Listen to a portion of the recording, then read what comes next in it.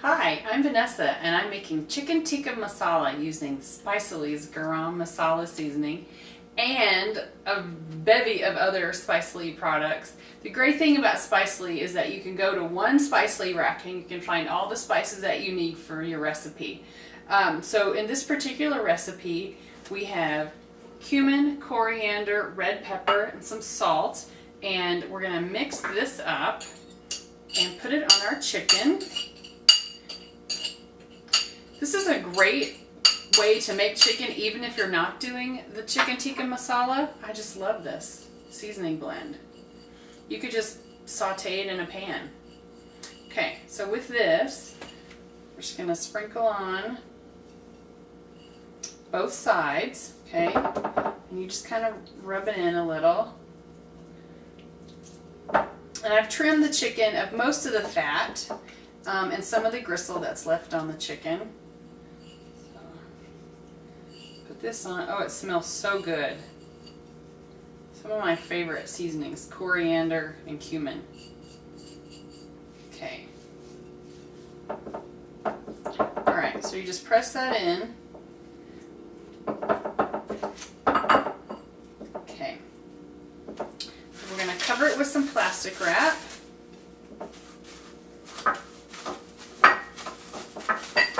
And put it in the fridge for 30 to 60 minutes to let all those flavors come together.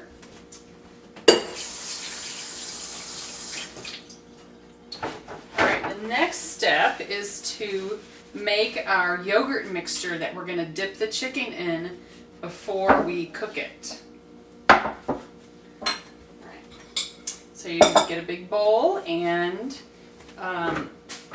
we add a cup of yogurt, and you can use whole milk yogurt or low-fat yogurt in this recipe. Then about 2 teaspoons or so of garlic. You can mince it or press it, whatever you have time for. And then about a tablespoon of ginger, which is about half of what I have grated up there. So you mix this all together with a couple tablespoons of vegetable oil, and this is olive oil.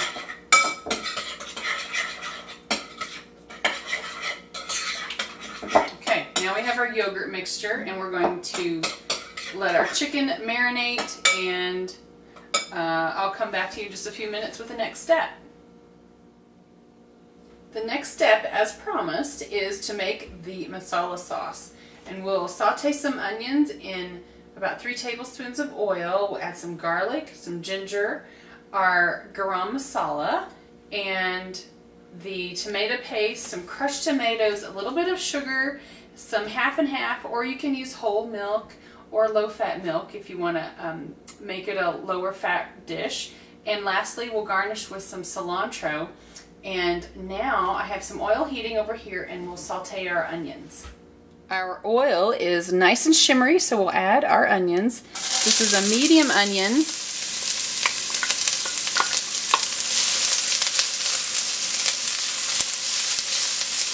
We'll cook that for 8 to 10 minutes. Our onions have been sauteing kind of gently for about 8 minutes. So now we're going to add the rest, not everything, but our spices. So let's put in our garlic. This is about two cloves of garlic.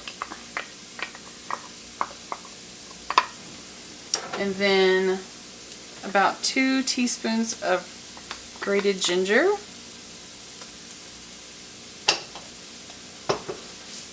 And one thing I forgot to mention earlier was a serrano chili. So what I've done is remove the seeds and the ribs from this serrano chili, and then you mince it up. Put that in.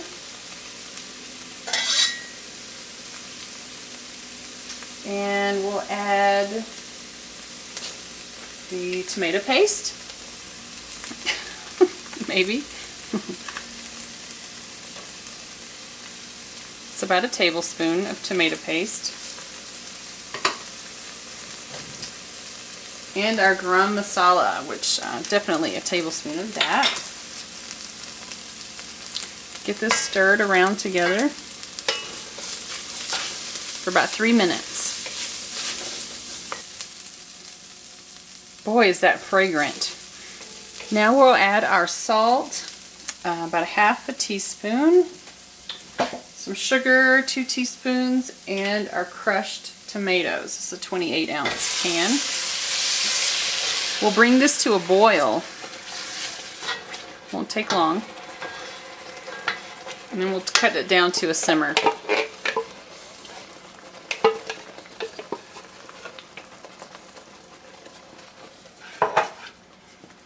I'll scrape off any of the bits on the bottom as well.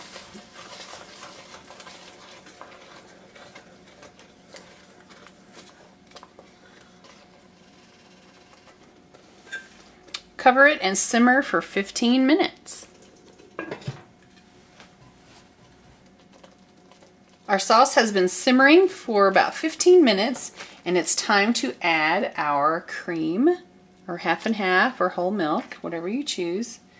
And this is what's going to give it its amazing color. It's just the color of goodness. Oh. This recipe rivals anything that I've ever had in a restaurant.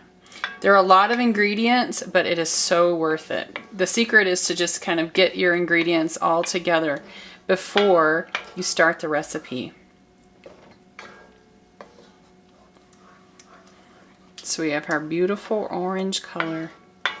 It's going to simmer for a few more minutes, and we will prepare our chicken for the broiler because that's been in the fridge long enough.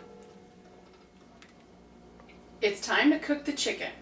So we've had it sitting in the fridge for about an hour. You know, 30 minutes to an hour, however long you have time for. And it's been marinating in this wonderful spice rub.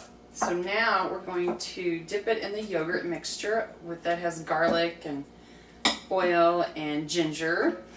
Very, very good. I wish I could figure out something to do with the yogurt after you dip the chicken in it, but you just have to throw it away, I guess. So it's got a thick coating of the yogurt on it. We just do that with all 3 pieces, and we have about 2 pounds of chicken here.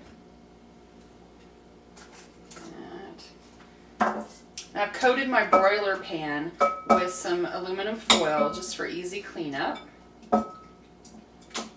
The broiler has been preheating, and I've moved the rack to where it's about 6 inches from the heating element. Alright, that ought to be good. Okay, lovely.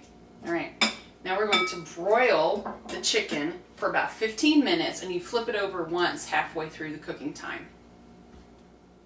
We broiled the chicken for about 15 minutes, about 6 inches from the broiling element, and we got some really nice char marks on the chicken, which is what we want. Then we let it sit for about 5 minutes just to rest. Then we'll cut it up into pieces and put it in our sauce.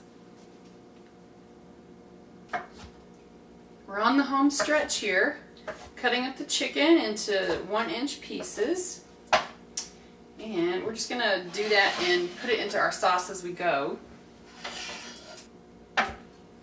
Whenever you put your the chicken into the sauce, you don't want to simmer the chicken in the sauce anymore because it is plenty cooked. And if you simmer it anymore, it might dry it out. At this stage, it's really moist and juicy. And the yogurt, wow, that just really helps seal in the juices as well.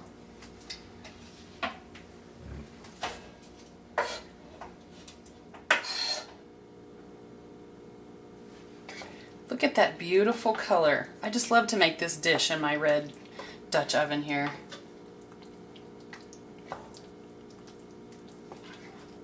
Okay, the last step is to add some cilantro for garnish and adjust it for salt and then serve it up.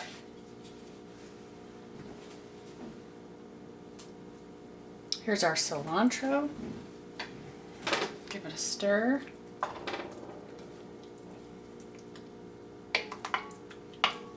Quick taste.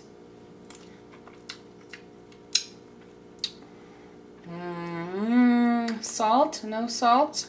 I'm going to say a little salt. Maybe about half a teaspoon.